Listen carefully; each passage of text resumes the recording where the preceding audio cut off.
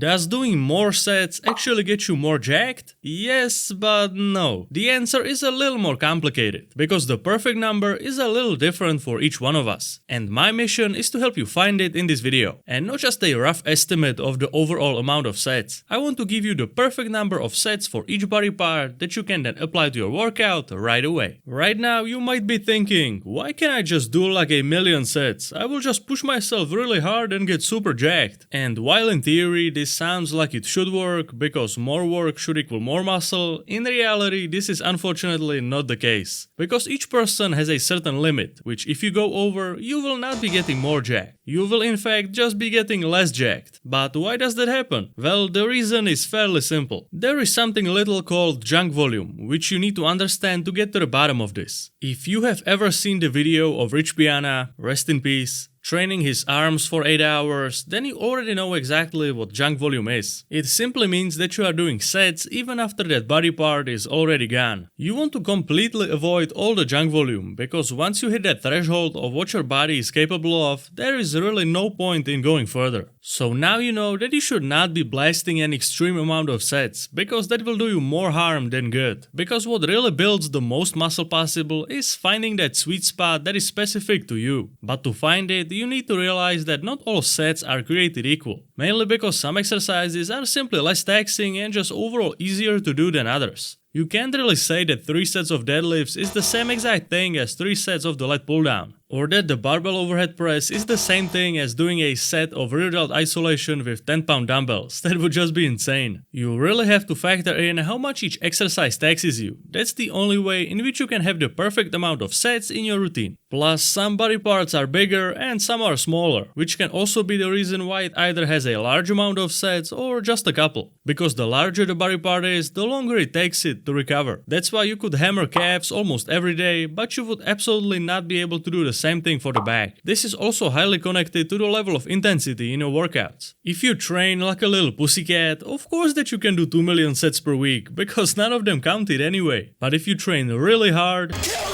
you could be completely fried even just after a couple. So you really have to take all those things into account. Now that you understand what are all the factors that you need to consider, let me show you what I would consider the golden standard for the average gym goer. So we will take this on a body part per body part basis. The amount of sets will be based on 1 week of training, which in most cases will be split into 2 workouts. Because as you hopefully know, training each body part twice per week is where you want to be. So let's break it down body part by body part. But before we do that, let me super quickly show you the beginner bundle, which will teach you the basics of training, nutrition and even cardio, so that you know exactly what to do in each point of your journey without getting overwhelmed. Click the first link down below to learn more about it. And now let's start it off with the chest. Because the chest has 3 different types of exercises you should do, the amount of sets per week might seem rather high at the first glance. But let me show you that it really isn't anything crazy once you understand it. The classic layout would be doing the horizontal press, incline press and isolation exercise for 3 sets each. And you would do this twice a week, which would total up to 18 sets per week, which some people might think is a lot, but really, this is the golden standard for people who already spent some time in the gym. If you are brand new, I can see this layout changing to just 2 sets per each movement pattern, totaling 12 sets per week. And not only for the chest, but for any body part. Because when you are a beginner, something that might seem standard for the average gym goer might feel super overwhelming for you. And you don't even need to ask me like, am I still considered a beginner if I already trained for X months? Because it's not about the number of months, it's about the feeling you get when you work out. If you feel like it's still a lot for you, then just do only 2 sets for those exercises that you find overwhelming. And over time, as you adapt, you can go to 3 sets. So there is absolutely nothing wrong with doing just 2 sets per exercise for any body part if you feel like you need it. On paper, it might look like you are not doing enough, but because you are still a beginner, the threshold of what is considered junk volume for you is so much lower than what it is for a person who already spent some time in the gym. Now let's take a look at the number of sets for the back. Because there are 2 types of exercises, vertical and horizontal, and we do 3 sets each, twice per week, that would equal to 12 sets per week in total. This is around the minimum amount of sets that you should be doing for your back. And based on how many times per week you are working out and what type of training plan you are doing, this could be increased even more. So you could for example do 3 back exercises in one workout and 2 in the second workout,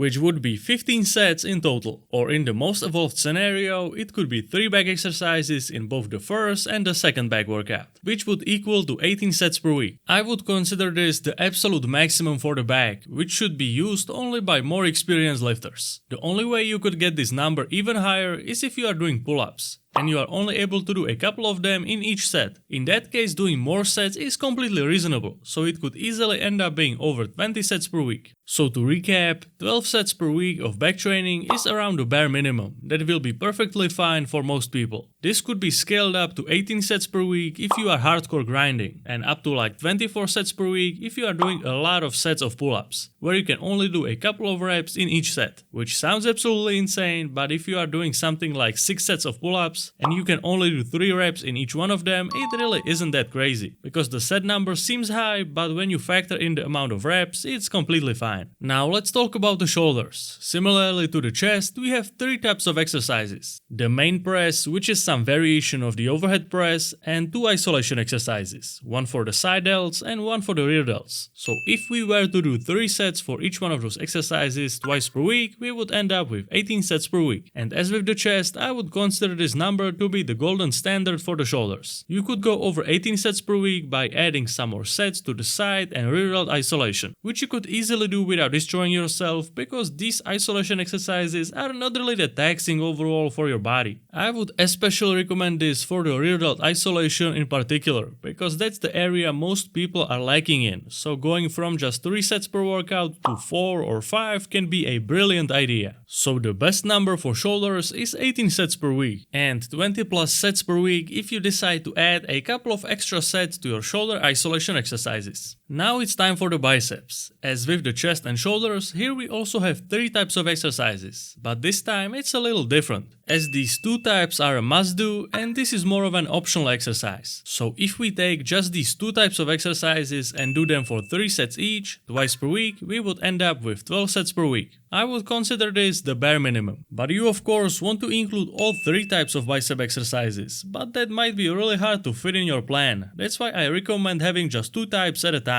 And if you really want to fit all 3 types in without increasing the length of your workout, you can simply utilize a rotating schedule, where the biceps work in the first workout would look like this, and in the second workout like this. That way you can hit all 3 types of exercises while still doing only 2 exercises per workout. So 12 sets of biceps per week is around the minimum you should be doing, with the maximum being around 18 sets per week. But once again, you have to be more advanced for that. And most importantly, you have to listen to your body. Because as you have learned here today, more sets doesn't necessarily mean more gains. Now let's talk about the triceps, because the 2 types of exercises we are all doing for the triceps are both isolation exercises, which as you know are not very taxing overall, so you can really up the number of sets per week if you are able to recover from it. After all, it's not something like the deadlift, where your entire body just gets rolled over with a bulldozer. The golden standard for the triceps isolation would look like this, which is 12 sets per week, and going slightly above or slightly below this number based on your needs is perfectly fine. And while 12 sets per week might seem like not a lot for a body part where we only use isolation exercises to focus it, you have to remember that all the pressing exercises are already hitting your triceps a lot, so in the grand scheme of things, being somewhere around the 12 sets per week is perfectly fine. And before we get to the lower body, let me show you the number of sets for abs. Here it can vary a lot based on what exercise you are doing. If you utilize the method I recommend and do an exercise like the machine crunch, cable crunch or the weighted sit-up and really focus on progressively getting stronger, then you could get away with just 6 sets per week. This, in my opinion, is the bare minimum amount which will make your abs noticeably thicker without spending hours on training abs. This number could get scaled up to 12 sets per week, either by doing one of these exercises 4 times a week for 3 sets each, or introducing some a little easier exercise to combine with the main ab exercise, and doing this combination twice per week. So for example, you do the cable crunch for 3 sets, and after that you do 3 sets of the hanging leg raise. I would not recommend doing more than 12 sets per week, as even 6 sets of these main ab exercises per week might feel like a lot for someone who has never seriously trained their abs before. Now let's finally talk about the lower body. Here it really depends on how much you care about training legs. For both the quads and hamstrings, the golden standard would be 12 sets per week for each one of those body parts. For quads, the most basic setup is 3 sets of a main quad exercise like the squat and 3 sets of isolation like the leg extensions.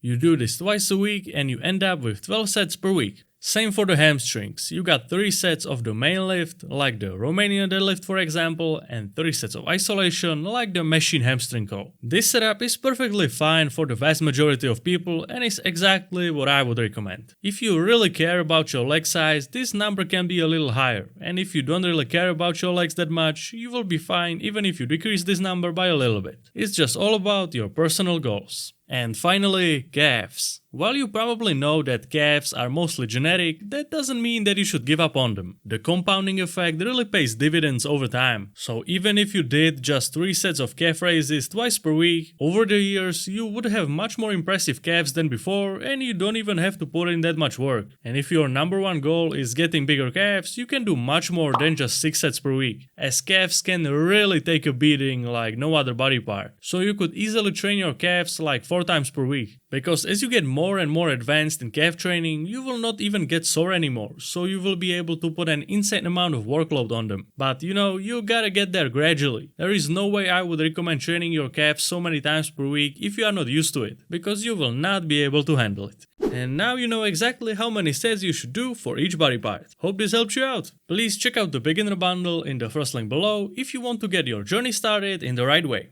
Thanks for watching and I will see you next time. If you found this video helpful, then you absolutely need to watch this one too.